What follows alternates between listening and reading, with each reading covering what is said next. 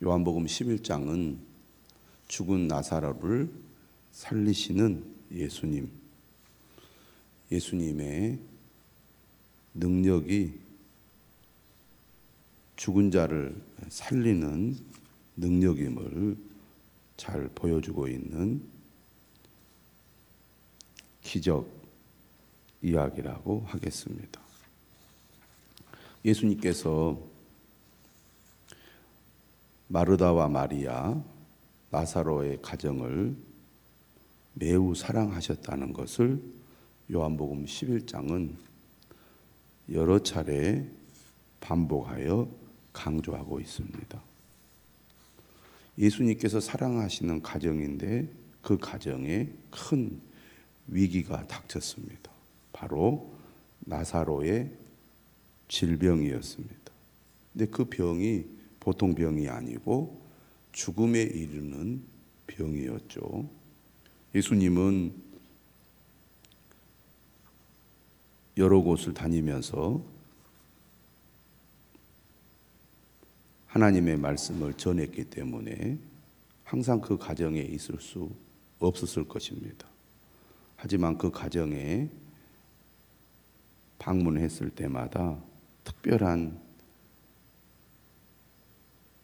사랑과 섬김을 받았기 때문에 예수님 역시 그 가정에 대한 특별한 마음이 있었고, 그것은 그 마을에 다 알려질 정도로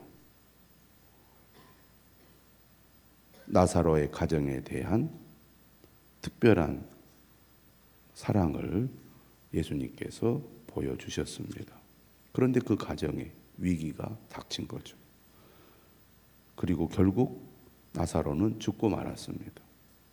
예수님께서 이틀을 더 지체했다는 표현이 어제 본문에 나오는데, 계산을 해보면 예수님께서 지체했기 때문에 나사로가 죽은 것이 아닙니다. 예수님께서 이미 도착하셨을 때 죽은 지 벌써 나흘이 되었다는 것은 이미 나사로의 소식을 알리러 온 사람이 도착했을 때 죽었을 것이라고 계산해 볼 수 있습니다. 예수님을 믿는 가정, 예수님을 사랑하는 사람들에게도 이처럼 위기가 닥치고 고난이 찾아오고 말로 표현할 수 없는 슬픔이 있기도 합니다. 예수님은 베다니에 사는 이 마르다와 마리아의 집에 도착을 했습니다. 그리고 예수님이 도착하셨을 때 누가 제일 먼저 예수님께로 달려 나왔느냐면 마르다였습니다. 마르다는 예수님을 향하여 아쉬운 표현을 하지요. 여기 계셨더라면 나사로가 죽지 않았을 것이라고. 이때 예수님께서 마르다에게 매우 중요한 말씀을 하시죠. 네 오라비가 다시 살아나리라. 예수님께서는 지금 십자가의 길을 가고 있습니다. 이제 6월절이 얼마 남지 않았습니다. 예수님 역시 죽게 될 것입니다. 그리고 다시 살아나게 될 것이죠. 나사로의 죽음과 부활은 예수님의 죽음과 부활을 미리 보여주는 매우 중요한 사건입니다. 나사로가 죽었다가 다시 살아난 것처럼 예수님도 죽었다가 다시 살아날 거라는 것이죠. 예수님을 누구보다 사랑하고 신뢰하며 섬겼던 마르다, 그는 위대한 믿음을 가지고 있습니다. 예수님이 이렇게 말씀하셨잖아요.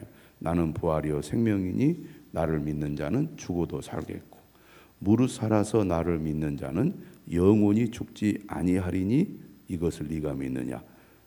예수님이 부활이요 생명임을 믿느냐고 물었을 때 그렇다고 대답을 합니다.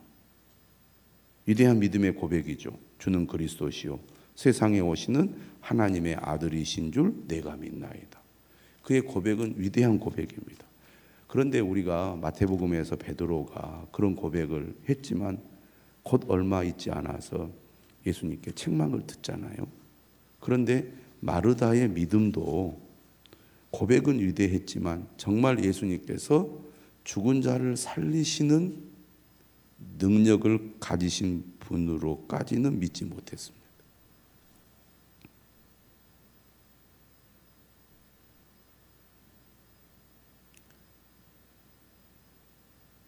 예수님께서 다시 마리아를 부르셨습니다. 물론 예수님께서 마리아를 불러달라고 요청하는 내용은 없지만 28절에 마르다의 행동을 보면 예수님께서 따로 부르셨던 것 같습니다. 아마도 부활에 관한 말씀을 하시려고 그랬지 않았나 생각이 됩니다. 마리아도 이 요청을 듣고 급히 일어나서 예수님께 나아갔지만 사람들이 함께 마리아를 따라갔기 때문에 예수님께서는 별반 다른 말씀을 하시지 않았습니다.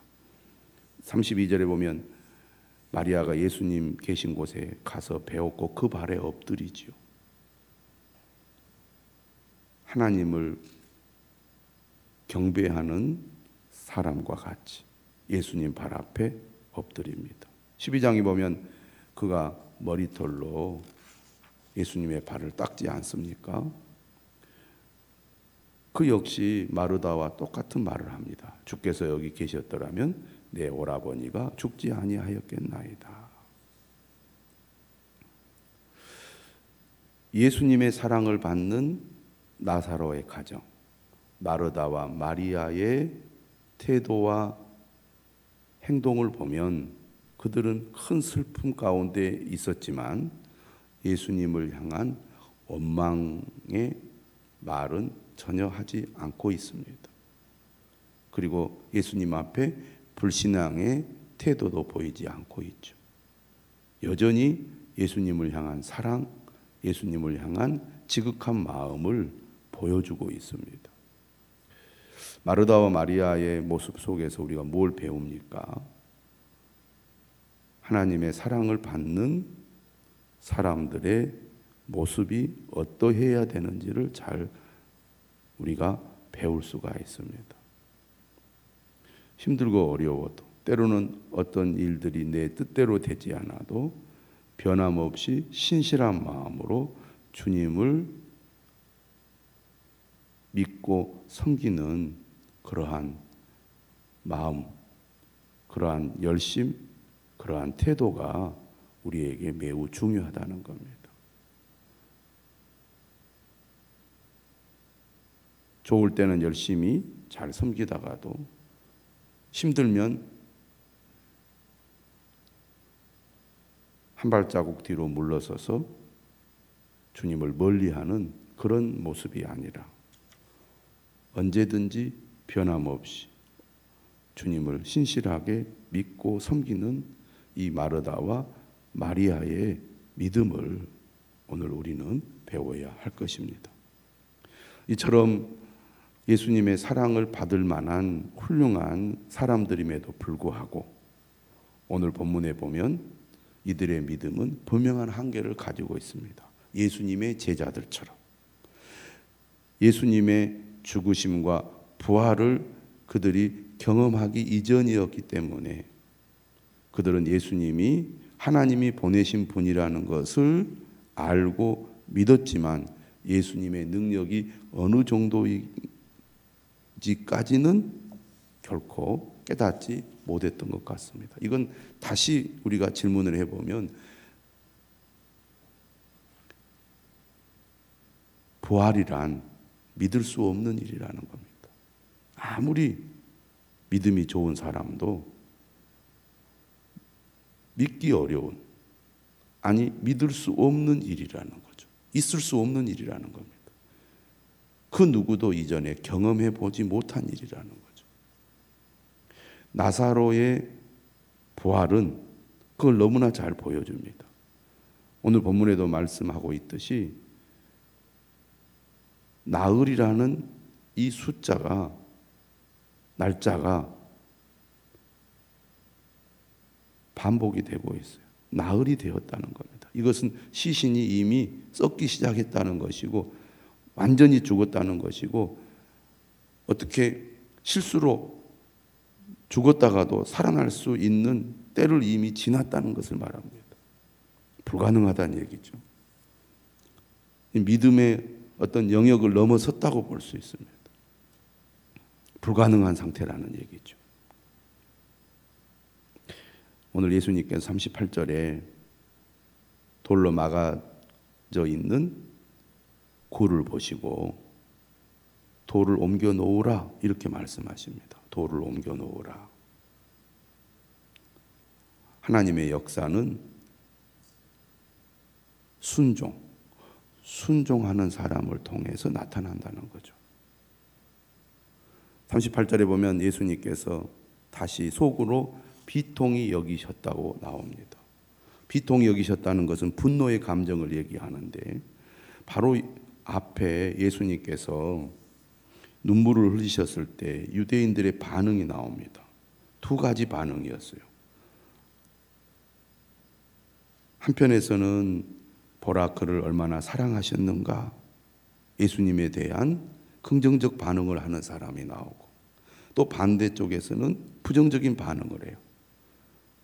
맹인의 눈을 뜨게 한 이 사람이 그 사람은 죽지 않게 할 수 없었더냐. 오늘 본문에도 두 가지 반응이 나오는데 어제 본문에도 두 가지 반응이 나옵니다. 이 두 가지 반응, 특히 부정적인 반응, 왠지 예수님을 조롱하는 듯한 표현을 한 이러한 이 사람들을 가리켜 예수님이 비통히 여기시고 무덤에 가셔서 돌을 옮겨 놓으라 했습니다. 그런데 이렇게 표현해 그 죽은 자의 누이 마르다 이렇게 말합니다. 그러니까 이 나사로는 가망이 없는 상태에 있다는 얘기입니다. 신실하고 예수님을 너무너무나 사랑하며 예수님을 향한 진실한 믿음의 고백을 가지고 있는 마르다조차도 이렇게 얘기를 해요. 주여 죽은 지가 나흘이 되었음에 벌써 냄새가 나나이다. 이미 끝났다는 겁니다. 아무리 예수님이라 할지라도 불가능하다는 얘기죠. 그래서 예수님을 지금 만류하고 있습니다. 돌을 옮길 필요가 없다는 거죠. 옮겨 놓으면 썩은 냄새만 날 텐데 왜 돌을 옮겨 놓으라고 하십니까? 이렇게 얘기하는 거죠. 이때 예수님이 뭐라고 말합니까? 내 말이 네가 믿으면 하나님의 영광을 보리라 하지 아니하였느냐. 예수님 여기서 뭘 강조합니까? 믿음입니다. 어떤 믿음입니까? 나는 부활이요 생명이니 나를 믿는 자는 죽어도 살겠고 살아서 나를 믿는 자는 영원히 죽지 아니하리라. 네가 이것을 믿느냐? 생명의 주인, 죽음의 주인이신 예수 그리스도를 믿느냐는 겁니다. 다시 한번 예수님은 믿음을 강조하고 있어요. 죽은 자를 살리시는 나를 네가 믿느냐. 그 믿음이 하나님의 영광을 보게 할 거라는 거죠. 요한복음은 영광으로 시작해서 영광으로 끝납니다. 하나님의 영광. 마지막 요한복음 21장도 영광이라는 단어가 나오죠. 죽은 자를 살리시는 하나님의 그 놀라운 역사를 마르다가 믿음으로 보게 될 거라는 것이죠. 예수님의 이 말씀을 듣고 돌을 옮겨 놓게 됩니다. 믿음은 순종으로 이어지는 것이죠. 우리가 진실로 주님을 믿는 자가 되어야겠습니다. 불가능한 것처럼 보이는 상황이나 또 환경 속에서도 우리가 주님을 절대 신뢰함으로 주님께 순종하는 자가 되어야겠습니다. 예수님께서 기도하시죠. 눈을 들어 우러러 보시고 이르시되 아버지여 내 말을 들으신 것을 감사하나이다. 복음서에 보면 예수님께서 3번에 걸쳐 죽은 자를 살리는 이야기가 나옵니다. 첫 번째는 야이로, 회당장 야이로의 딸을 살리는 것이고, 그건 공간복음서에 다 기록되어 있습니다. 그리고 누가복음에는 나인성 과부의 아들을 예수님이 살리지 않습니까? 이때는 먼저 예수님께서 기도하셨다는 그 장면이 없습니다. 요한복음 나사로를 살리는 이 이야기에만 예수님께서 기적을 행하시기 전에 기도를 하는 내용이 나오죠. 아버지여 내 말을 들으신 것을 감사하나이다. 감사의 기도로 시작합니다. 그러면서 이렇게 말씀하세요. 항상 내 말을 들으시는 줄을 내가 알았나이다. 예수님은 하나님의 아들이시죠. 하나님이 보내신 자입니다. 철저히 하나님의 뜻에 순종하여 하나님의 때를 따라 그에게 맡겨진 사명을 충실하게 감당하셨습니다. 하나님과 항상 함께 하셨고 하나님이 항상 예수님과 함께 하셨어요. 모든 것을 그에게 맡기셨습니다. 그리고 모든 것을 다 위임하셔서 그가 하시는 일을 하나님께서 허락하신 거죠. 항상 내 말을 들으시는 줄 내가 알았나이다. 그러나 이 말씀 하옵는 것은 둘러선 무리를 위함이니 곧 아버지께서 나를 보내신 것을 그들로 믿게 하려 함이니라. 예수님의 표적에 가장 절정에 해당하는 사건입니다. 날 때부터 맹인된 자도 고치시고 38년 된 병자도 고치시는 능력의 주님이 죽은 자도 살리시는 기적을 일으키셔서 예수님이 바로 하나님이 보내신 메시아임을, 생명의 주인이심을 사람들로 하여금 믿게 하려고 하셨다는 얘기입니다. 아버지께서 나를 보내신 것을 그들로 믿게 하려 함이니라. 이 말씀을 하시고 큰 소리로 부르십니다. 나사로야 나와라. 큰 소리로. 마치 하나님께서 창세기에서 빛이 있으라 선포하실 때 빛이 생긴 것처럼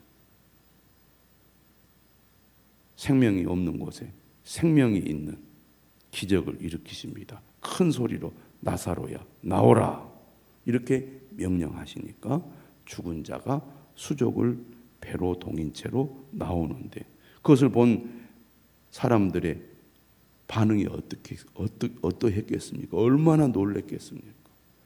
예수님께서 큰 소리로 나사로를 불렀을 때 죽은 지 나흘이 된 자가 수족을 배로 동인 채로 나오는데 얼굴이 수건에 쌓였어요.